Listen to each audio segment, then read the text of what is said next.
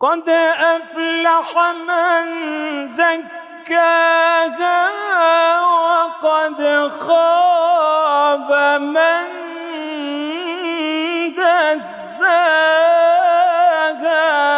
ما شاء الله. قد أفلح من زكاها وقد خاب من دساها. كذبت ثمود بطغواها